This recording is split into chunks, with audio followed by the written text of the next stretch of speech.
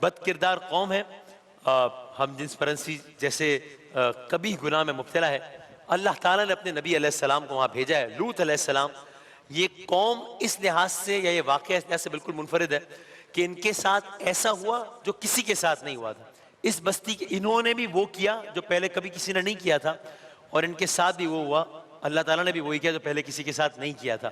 اور دوسرا کہ ہر بستی یا بیشتر بستیوں میں انہی میں سے کوئی نہ کوئی نبی اللہ تعالیٰ نے بھیجا. اس قوم میں اللہ تعالیٰ نے باہر سے ایک نبی بھیجا، گویا شاید کسی کو پوری قوم سے کوئی اس قابل ہی نہیں تھا کہ جس کو نبی بنایا جاتا. تو اللہ تعالیٰ نے لوط علیہ السلام کو بھیجا دعوت اور تبلیغ کے لیے. لوط علیہ السلام تبلیغ کرتے رہے. قوم نے نہ صرف دعوت سے انکار کیا، قوم نے نہ صرف لوط علیہ السلام کا پیغام جھٹلایا، بلکہ قرآن کی آیت کے ترجمے کا مفہوم یہ ہے کہ انہوں نے یہ دھمکی دی کہ اگر آپ اس عمل سے باز نہ آئے تو ہم آپ کو گویا پتھر مار مار کے رجم کر دیں گے، سنسار کر دیں گے. لوط علیہ السلام تو لیکن ان دھمکیوں کے باوجود ادھر حضرت لوط علیہ السلام ہر مرد عورت کو اللہ کی طرف بلاتے، گناہوں سے منع کرتے، باوجود اس کے کہ لوگوں کا رد عمل بہت زیادہ شدید تھا تو وہ لوگوں کو روک رہے تھے گناہوں سے. ایسے میں سرکار دو عالم صلی اللہ علیہ وآلہ وسلم کی اس حدیث کا ایک مفہوم یاد آتا ہے جس میں سرکار نے کہا تھا کہ میری مثال اس شخص کی سی ہے کہ جیسے آگ کا ایک گڑھا ہے، لوگ پتنگوں کی طرح اس میں گرتے گرتے جا رہے ہیں، مرتے مرتے جا رہے ہیں. پتنگ جب پتنگ اتنا ان گنت بے حساب ہی نہیں، کاؤنٹلیس. سرکار نے کہا تھا کہ میری مثال اس شخص کی سی ہے کہ ایک آگ کا گڑھا ہے، لوگ اس میں پتنگوں کی طرح گرتے جا رہے ہیں، مرتے جا رہے ہیں، گرتے جا رہے ہیں، مرتے جا رہے ہیں. اور میرا حال یہ ہے، میرا عالم یہ ہے کہ میں ایک ایک کو کمر سے پکڑ کر اس کو اس آگ کے گڑھے یعنی جہنم میں جانے سے روک رہا ہوں. یا رسول اللہ میں روک رہا ہوں، لیکن لوگ ہیں کہ مان کے نہیں دے رہے، میں روک رہا ہوں. تو یہ تو فخر لوط کی بات. اور اب حضرت لوط علیہ السلام بھی اس انداز سے لوگوں کو روکے جا رہے ہیں. تو اب ہم نے پہلے واقعہ عرض کیا تھا کہ اللہ کے ایک نبی ابراہیم علیہ السلام ایک جگہ پر بیٹھے تھے، 3 افراد آئے، معلوم ہوا کہ وہ فرشتے ہیں. ان فرشتوں سے بات چیت ہوئی. قصہ مختصری کہ ان فرشتوں نے کہا کہ ہمیں قوم کی طرف جا رہے ہیں. کہاں جا رہے ہیں؟ لوط علیہ السلام کی قوم کی طرف جا رہے ہیں. کیوں جا رہے ہیں؟ عذاب دینے جا رہے ہیں. اب اس بات کو وہیں سے جوڑتے ہیں. وہ جو فرشتے ابراہیم علیہ السلام کے پاس سے چلے تھے ان سے ملنے کے بعد اب وہ فرشتے شہر میں داخل ہو رہے ہیں. داخل ہونے کے بعد یہ تینوں فرشتے ہوتے ہوتے کہاں پہنچے ہیں؟ حضرت لوط علیہ السلام کے ہی پاس پہنچے ہیں. تو اب لوط علیہ السلام کے پاس یہ تینوں فرشتے پہنچ گئے. اب جس طرح وہاں پر ابراہیم علیہ السلام بڑے مہمان نواز تھے، ان کو بلایا تھا، کھلایا تھا، بعد میں اللہ تعالیٰ نے یہ افشا کیا کہ یہ فرشتے ہیں. تو انبیاء بڑے مہمان نواز ہوتے ہیں، خاص طور پر پردیسیوں مسافروں کی خبر گیری میں سب سے آگے ہوتے ہیں. تو یہ فرشتے بھی انسانی شکل میں آئے تھے، بلکہ یوں کہہ لیجئے کہ مطلب خوبرو نوجوانوں کی شکل میں اللہ تعالیٰ نے فرشتے بھیجے تھے، اور اس کی وجہ ابھی آگے آ جائے. تو حضرت لوط علیہ السلام نے بھی ان فرشتوں کا استقبال کیا، بات کی، اور اس بد کردار قوم نے بھی ان فرشتوں کو دیکھ لیا. فرشتے آئے کس صورت میں تھے؟ انسانوں کی صورت میں، لڑکوں کی صورت میں، خوبرو نوجوانوں کی صورت میں. اب یہ قوم جو کہ پہلے ہی بد کردار ہے، جس کا تعارف بھی ہے کہ یہ گروہ در گروہ بنا کے بیٹھ جاتے ہیں اور ہر راہ چلتے شخص کو کبھی تنقید کا نشانہ بناتے ہیں، کبھی کوئی بد عملی کرنے کی کوشش کرتے ہیں، کبھی کوئی بدفعلی کرنے کی کوشش کرتے ہیں. تو اب پورے شہر میں یہ خبر پھیل گئی کہ وہ جو ایک شخص ہے جو باہر سے آیا ہے، جو کہ ہمیں گناہوں سے منع کرتا ہے، یعنی کہ لوط علیہ السلام کی بات.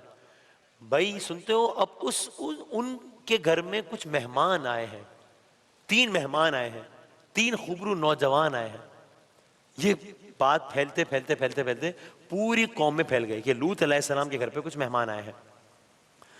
تو لوط علیہ السلام جہاں مہمانوں کی خدمت کو بڑا اعزاز سمجھتے تھے، اب وہ اس بات پر بھی کنسرن تھے کہ کہیں یہ بد کردار قوم ان کے مہمانوں کے ساتھ کوئی برا سلوک نہ کرے.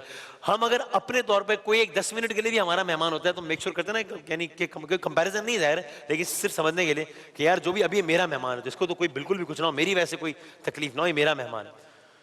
تو اب لوط علیہ السلام اس بات پر بھی کنسرن ہے کہ یہ 3 جو نوجوان آئے ہیں، میرے گھر آئے ہیں، مجھ سے ملنے آئے ہیں، مجھ سے مل رہے ہیں، اور وہ بھی دیکھ رہے ہیں لوط علیہ السلام بھی کہ پوری قوم میں یہ بات پھیل گئی ہے، تو یہ نہ ہو کہ یہ قوم ان مہمانوں کے ساتھ بھی کوئی بدسلوکی کرے.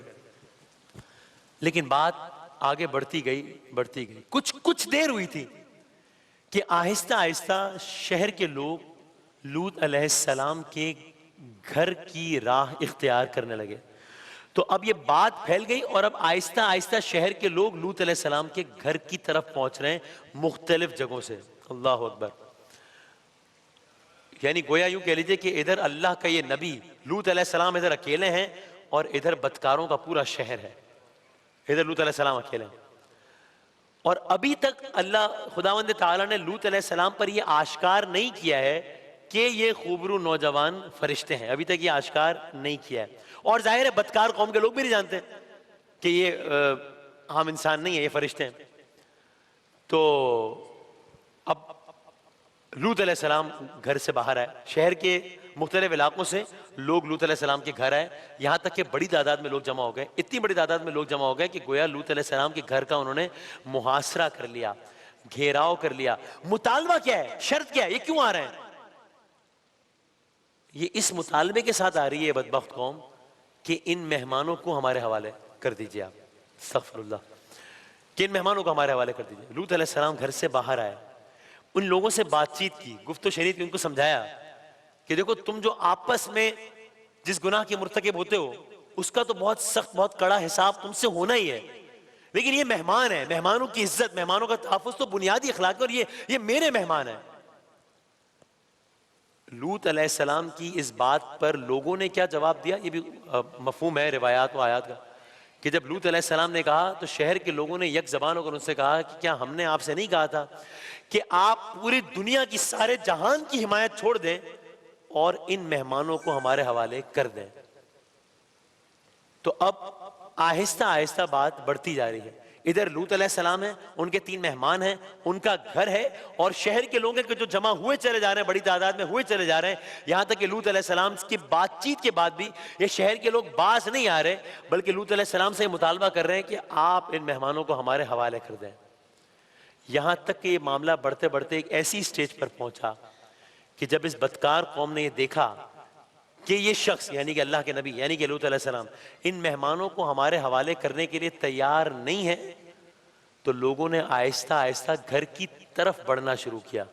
دیکھیں عام آدمی بھی ہوتا ہے، ہم کہتے ہیں بھائی چادر اور 4 دیواری کا تقدس پامال نہیں ہونا چاہیے. یہ ہم جیسے جو مجھ سے گناہگار ہے یہ بھی اپنا یہ بیسک رائٹ سمجھتا ہے کہ بھائی جو بھی ہو چادر اور 4 دیواری کا تقدس پامال نہیں ہونا چاہیے.